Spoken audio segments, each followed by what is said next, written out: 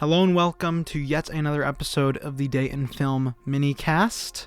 I just got back from my local Cinemark, having just seen Anora, directed by Sean Baker from this year, and man, oh man, what a movie. I know I started a lot of these reviews off with that same phrase, but Anora is seriously in contention for one of the best films of the year, and I don't think that's even too crazy to say.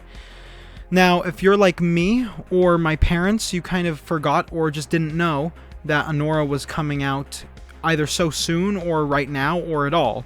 So if you are amongst that group, then I will quickly explain to you the plot of Anora. Anora is a stripper who turns into an escort and then a basically bought wife to a Russian, an incredibly wealthy Russian family's son, and then the rest of the movie is them trying to get a divorce for Anora and the Russian son. So automatically, previous to this, when I say previously, I mean literally 30 minutes before we left to see Anora, I didn't rewatch, this is my first watch ever of Pretty Woman. I saw a lot of the advertising material describe it as Pretty Woman meets whatever drama flick, and I was kind of nervous to watch Pretty Woman, but my mom really likes that movie, and I came out saying, that was actually pretty good. It's nothing too super crazy or anything, but it was just as good as I kind of thought it would be. And Anora is so much better than that.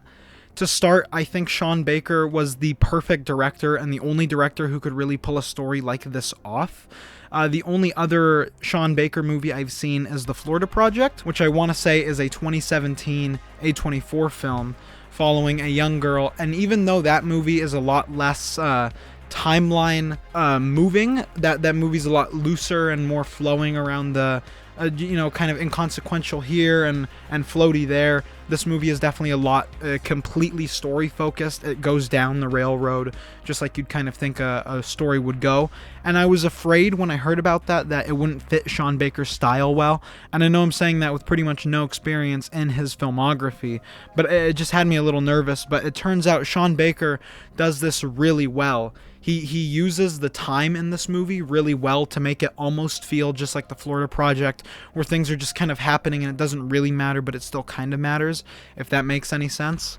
To talk about the actual movie instead of the director, it is a beautiful looking, incredibly mind-numbingly frustrating movie in a good way. Sean Baker, and this is shown in The Florida Project too, Sean Baker is incredibly good at capturing that uncomfortable people screaming over each other. And in The Florida Project, you felt a little more empathetic because you are seeing the movie basically through the eyes of a child, where, you hear the mom scream at the other mom or whoever it may be, and you're like, oh man, that's so shitty. God, I just feel so bad for this kid. In this movie, it's almost the same way, even though you're seeing it through the eyes of a grown woman. Just watching these people scream and yell at each other, you feel like I know I say this a lot too, but you feel like another person in that car or at that booth or on the street, wherever this may be happening, and you just feel so bad for Anora and for everyone involved, really. No one wants to be doing this. It's a shitty situation all around, but you're just kind of along for the ride at that point. And I think that's something really special about Sean Baker specifically that not many other directors can actually do. The casting for this movie I thought was absolutely perfect. To my knowledge, I have not seen the main girl, Mikey Madison, in anything else. Correcting myself, I have seen her in Once Upon a Time in Hollywood, but I do not remember her role in that movie. And to my knowledge, everyone else in this film is completely new to me. I think I really love how Russian and just Eastern European this movie is. It's not a perspective you see very often, especially in a film like this, a romance in quotes, a drama, an emotional drama. I don't even know how you would define this film. It's a shit show film, and I find as I watch more and more that I'm quite the fan of the shit show film. There are quite a few movies like this. The first one that comes to mind is Uncut Gems, where it's just constant shit happening to the main character over and over and over again.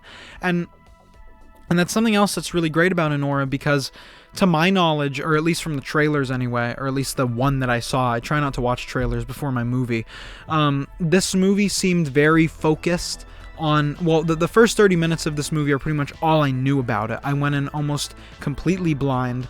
I didn't know, or at least, again, in the first 30 minutes, this is a very horny movie. It's very gratuitous with its nudity. It's very, the opening scene is in a strip club where Annie or Anora works. It doesn't hold back from that stuff, and I think that's really important in a story like this, because the main, the instigator, Ivan, is literally just with her for her body and for, her, and for sex. You can't hide it when that's the entire point, or at least such a huge point of the story. Again, I love the way the story unfolds. I love the characters. I think I already talked about the actors, but the characters in this movie are written incredibly well. I love how much of a shit show this movie is. I know I already said that. Specifically the bald guy, whose name is slipping my mind right now. I've never seen him in anything else. Igor, or the actor's name, Yura Borisov. I've never seen this guy in anything before, but I mean, I loved him in this movie. He's a man of very few words, but he does a lot for Anora and for the whole movie in general. He feels like the only normal person out of everyone. Everyone else feels like some sort of fucked up caricature, Armenian wannabe gangster or whoever it might be, But Igor felt like just a normal dude, which I really do appreciate. Yeah, I don't have much more to say about this movie. My theater experience was okay. This movie is also very morosely funny. There are a lot of really fucked up scenes that you end up laughing at because it's so absurd or just so crazy, which I think is really important in a film like this, because if it was just serious, it wouldn't be super entertaining. Some of the fun and the enjoyment in this movie comes from how shitty and horrible the situation is and just how bad you feel for Anora. But that's all I have to say. I gave Anora a 9 out of 10, easily in my top 5 for the year. I can't wait to make that video, by the way. Hope you guys are still watching by then. But yeah, again, I don't have much more to say. I hope you all have a wonderful day, and I will see you in the theaters.